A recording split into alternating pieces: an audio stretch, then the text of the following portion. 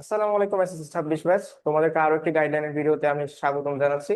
তো আজকের এই ভিডিওতে আমি নিজের এক্সপিরিয়েন্স শেয়ার করব কিভাবে আমি শেষ সময় রিভিশন দিয়ে 97 প্লাস পেয়েছিলাম হায়ার ম্যাথ এন্ড জেনারেল ম্যাথের এভারেজ। ঠিক আছে, তো এই ভিডিওতে আমি দেখাবো তোমরা কিভাবে কোন ইফেক্টিভ ওয়েতে তোমরা পড়াশোনা করলে রিভিশন দিলে শেষ সময় তোমরা আসলে ইফেক্টিভ ওয়েতে কাজে লাগাতে পারো। ঠিক আছে, তো সাথে থাকো। ওকে, তাহলে ফার্স্ট স্টেপ হচ্ছে কি, no more new concept and no only focusing on math solving. ঠিক আছে, তাহলে এটা কি only focusing on math solving মানে কি? আসলে আমি বুঝাতে যাচ্ছি যে অনেক ধরনের কনসেপ্ট হইতে পারে নতুন, যেমন নতুন টপিকের হইতে পারে অথবা নতুন যে কোনো কিছু হইতে পারে, নতুন ফর্মুলা যার ইচ্ছা। কিন্তু তোমরা আগে যেগুলো পড়ছো ওইগুলোর উপরে বেশি বেশি ফোকাস করবে। এখন এখন আর কোনো নতুন টপিকে যাবা না। ঠিক আছে, শেষ সময় এসে নতুন সূত্র নতুন টপিক কোনো কিছুতে যাওয়ার দরকার নেই, যেগুলো আগে পড়ছো ওইগুলাই। এই মেন্টালিটি নিয়ে যদি তুমি আগাইতে পারো তাহলে পরবর্তী স্টেপ গুলো তোমার কাজে লাগবে।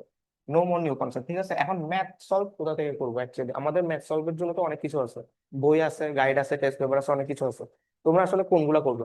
তোমরা ম্যাথ সলভিং পুরো করবা যে প্রিভিয়াস ইয়ার বোর্ড কোয়েশ্চেন। হ্যাঁ, প্রিভিয়াস বোর্ড কোয়েশ্চেন। হ্যাঁ, প্রিভিয়াস বোর্ড কোয়েশ্চেন। এখন প্রিভিয়াস বোর্ড কোয়েশ্চেন তো সবাই করো, ঠিক আছে না? এটা সবাই করে বলে, হ্যাঁ, কিন্তু সবাই আসলে করে না। সবাই করতে যায় সবকিছু, একদম শেষ সময় আসে আমাদেরকে বইও শেষ করতে হবে, গাইডও শেষ করতে হবে, এমন না। তোমাদের টাইম এখন কিন্তু কম, তোমরা শুধু বোর্ড কোয়েশ্চেন গুলো সলভ করবো, বইয়ের ম্যাথ গুলো করবা, কিন্তু কোনগুলা বেশিরভাগ যেগুলো বোর্ডে আসছে, হ্যাঁ, বোর্ডের রেফারেন্স যেগুলো আছে, যেমন ধরো একটা ম্যাথ দেখবা যে ঘুরে ঘুরে বারবার আসতেছে, অথবা একই বোর্ডে একই বছরে অনেকবারই আসছে, ওই ম্যাথটা বেশি ইম্পর্টেন্ট। এভাবে তোমরা আইডেন্টিফাই করবা কোনগুলো বেশি ইম্পর্টেন্ট। তোমরা এগুলোর জন্য কি করবা, চ্যাপ্টার ওয়াইজ গাইড নিবা, যেগুলোতে চ্যাপ্টার ওয়াইজ সিকিউ আছে। তো ওই সিকিউ গুলো তোমরা দেখবা, উল্টাইতে থাকবা, যে ম্যাথ গুলো দেখবা বেশি আসছে ওইটা মার্ক করবা, মার্ক করে রাখবা। হ্যাঁ, শেষ সময় তোমরা আগে হয়তো মার্ক করছো, যদি না করে থাকো শেষ সময় এগুলো মার্ক করে ওই ম্যাথ গুলো বেশি বেশি করে করবা। ওই ম্যাথ গুলো একবার করবা না, দুই তিনবার চারবার করবা, যাতে ওই ম্যাথটা যদি আবারও দিয়ে দেয়, একটু ঘুরাই দিয়ে দেয়, তাহলে তোমরা যাতে পারো। ঠিক আছে, ম্যাথের সমস্যা কি?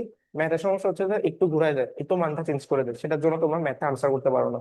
কিন্তু এটা কিন্তু অনেক বড় সমস্যা, কারণ তোমার এটা হচ্ছে প্র্যাকটিসের অভাবে এই সমস্যাটা হয়। ঠিক আছে, প্র্যাকটিস তোমরা যত বেশি করবা, একটা মান চেঞ্জ করে নিজের নিজের মান চেঞ্জ করে যত বেশি প্র্যাকটিস করবা তত তোমার লাভ হবে। ঠিক আছে, তো তোমরা করবা কি, প্রিভিয়াস বোর্ড কোয়েশ্চেন গুলো সলভ করে যাবো।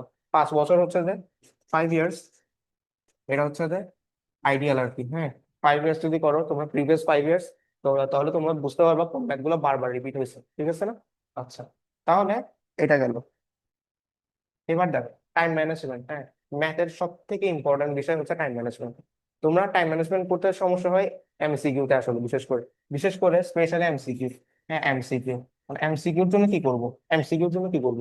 এমসিকিউর জন্য তোমরা টেস্ট পেপার খুলবো। হ্যাঁ, চিকন একটা বই আছে না টেস্ট পেপারে, ওখানে দেখবা যে অনেকগুলো প্রশ্ন আছে বিগত বছরের। হ্যাঁ, উল্টাবা অনেকগুলো প্রশ্ন, যেমন ঢাকা বোর্ড 2025, চট্টগ্রাম বোর্ড 2025, এরকম 8টা বোর্ডের 8টা প্রশ্ন। এরপরে আর 5 বছর, 5 8 40টা প্রশ্ন আছে। 40টা প্রশ্ন 1 থেকে 25 পর্যন্ত আছে, অথবা সাধারণ গণিতের জন্য 1 থেকে 30 পর্যন্ত আছে। ঠিক আছে না? তো তোমরা কি করবা, ওই 1 থেকে 30 পর্যন্ত এগুলো করে যাবা, টাইম ম্যানেজমেন্ট করবা। হ্যাঁ, একটা নির্দিষ্ট টাইম বেঁধে দিবা, ওই টাইমের মধ্যে তোমাদেরকে সলভ করতে হবে, এইভাবে করবে।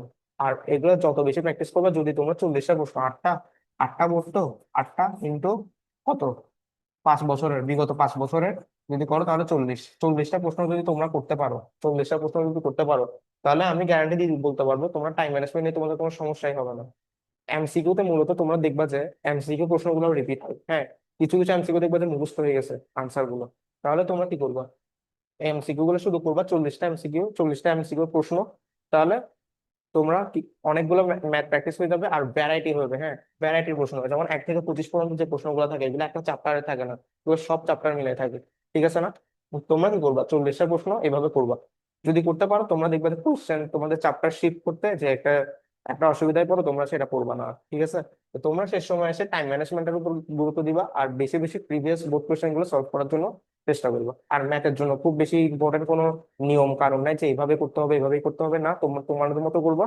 কিন্তু বোর্ড কোয়েশ্চেন অ্যানালাইসিস করে বলবো। এখন শেষ সময় এসে অ্যানালাইসিসটা আর এত বেশি করার ইম্পর্টেন্ট না, এখন জাস্ট তুমি বোর্ড কোয়েশ্চেন যেগুলো বেশি বেশি আসছে এগুলাই করবা শুধু। ঠিক আছে, তো এগুলাই যদি ফলো করতে পারো তাহলে ইনশাল্লাহ ম্যাথে সবগুলাই ইনশাল্লাহ কমন থাকবে।